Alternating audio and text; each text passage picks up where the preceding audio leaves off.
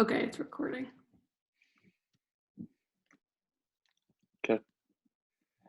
Um, okay, our team name is the Great Jays, and I'm John. I'm I'm Julia. Jack.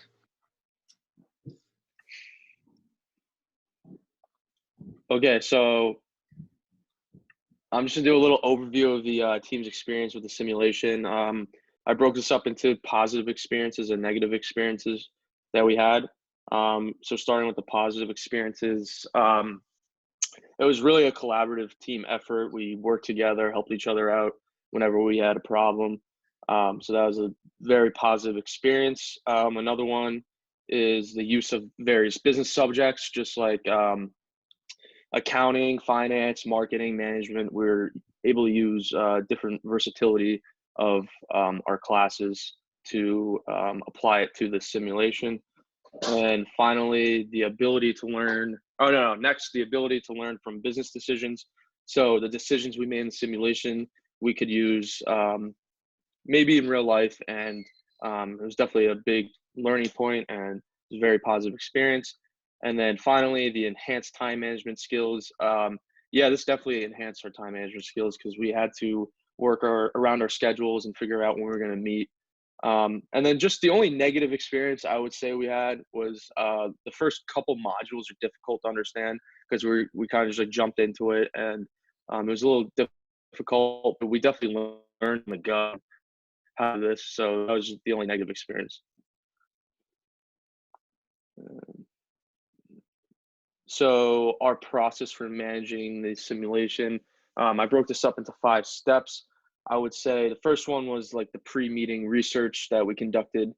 Each member just like looked at the market outlook on the Cesim simulation, and we did some research to see how we could make certain decisions. And then next we had to plan our our meeting in advance. Like I said, we had to work around our schedule, so it wasn't too difficult to plan around our schedules, but we were able to meet a lot. And then the third step, we discussed any issues that we had when we were looking at the simulation, and we kind of just applied all our knowledge to it and helped each other out, like I said before. And then the identification of areas in which each member strives. So we would each go through the simulation, do our decisions, and see who had like the best areas within the simulation. We had like the finance part, the tax part, and we basically just took uh, whoever had the best numbers and whatever looked the best to us, and we put it into one decision and submitted those decisions.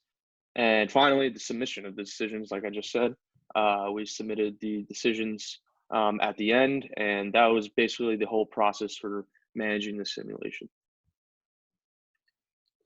So I'll be discussing how our decision impacted the company. Throughout the entire simulation, we made a lot of different decisions, a lot based off of the market outlook. Our overall goal for the whole simulation was to increase cumulative shareholder return. However, after round 2, we could not come back from our negative cumulative shareholder return. We tried so many different things. Some of our decisions we tried were manufacturing less products.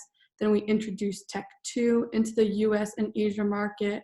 Then we removed production from Asia. We were hoping maybe that would give us a clean start by removing production from Asia and just focusing on the US market. But that still didn't help us come out of a loss. And then we tried reinvesting in the Asian market again. However, all these efforts kind of failed the company and continued to create a greater loss. Although our decisions did not lead to success, it did teach us that it's important to take risks and chances. And one thing we did learn was that sometimes you have to learn what doesn't work in order to find success later on. Just quickly moving on to what we learned from the whole project and the simulation.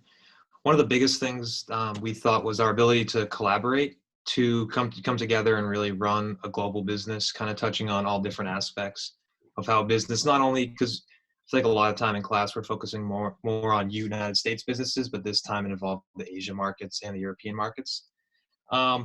Next, the second thing was understanding how the operational decisions that we were making throughout week by week in the simulation actually do have a direct impact on the bottom line and the company's finances, and how one little small decision here could totally impact a different market.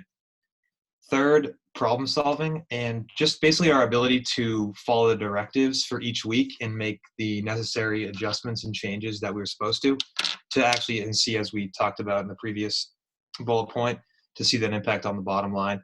And finally, it was a good opportunity to understand the deeper knowledge of the Asian and the European markets. And as I said in the first one, we focused a lot on the United States. So to see how Asia might react to something, or how a country in Europe might react to something, was definitely a big takeaway for us.